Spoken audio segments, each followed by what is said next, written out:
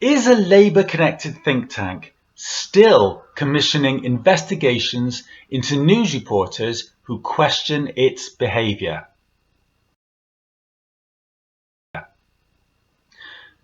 The Guardian has found evidence. According to that paper, and I quote, "A lobbyist who examined journalists on behalf of an influential think tank has now been accused of recently investigating a Guardian reporter." UK Prime Minister Keir Starmer is facing calls from parties across the political spectrum to sack Josh Simons, the Cabinet Office Minister who commissioned the original report as a director of Labour Together. Those calls will only intensify if the latest allegations prove to be accurate.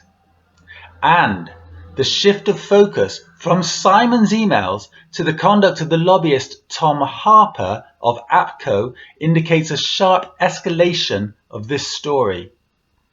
The claim that Harper was still making inquiries about a Guardian reporter as recently as last week transforms the story from a historical controversy about 2023 to 24 emails into an ongoing pattern of investigative targeting of journalists.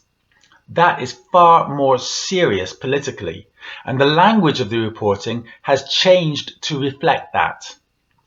The Guardian now describes Labour Together as, and I quote, "the think tank that was instrumental in Keir Starmer's Labour leadership victory."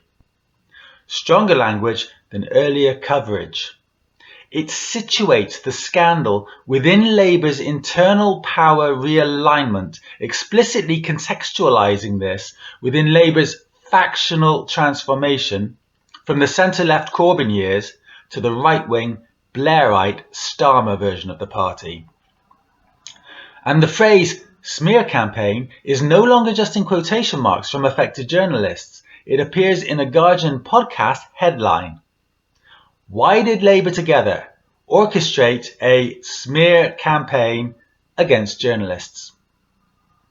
That is a significant shift, indicating the Guardian is no longer merely reporting allegations, but framing the issue as potentially systemic misconduct. This is becoming a story about power, factionalism, media targeting, and the structure of politics in the UK today.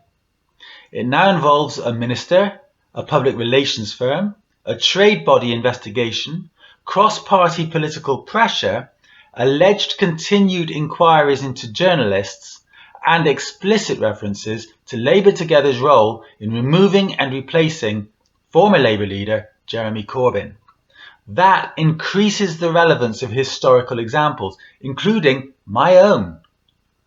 I contacted The Guardian with information suggesting that when a reporter who was one of the subjects of the APCO investigation accused me of anti-Semitism back in 2018, it was based on a confidential report that was only available to Labour Party members.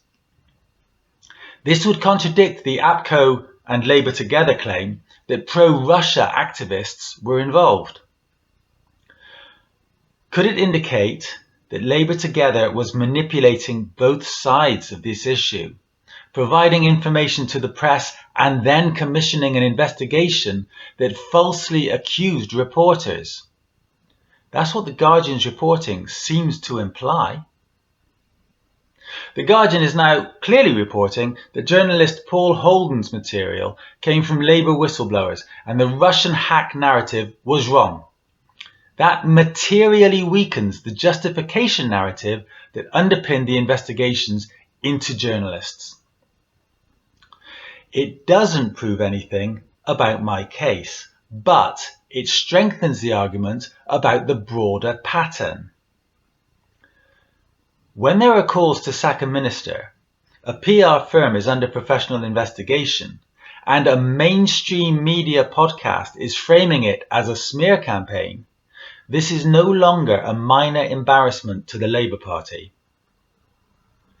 It does not mean there is proof of a coordinated purge, that my case was linked, or that there has been a single pipeline of leaks. Those remain open questions. But the more we know about this scandal, the more pressure there will be for them to be answered.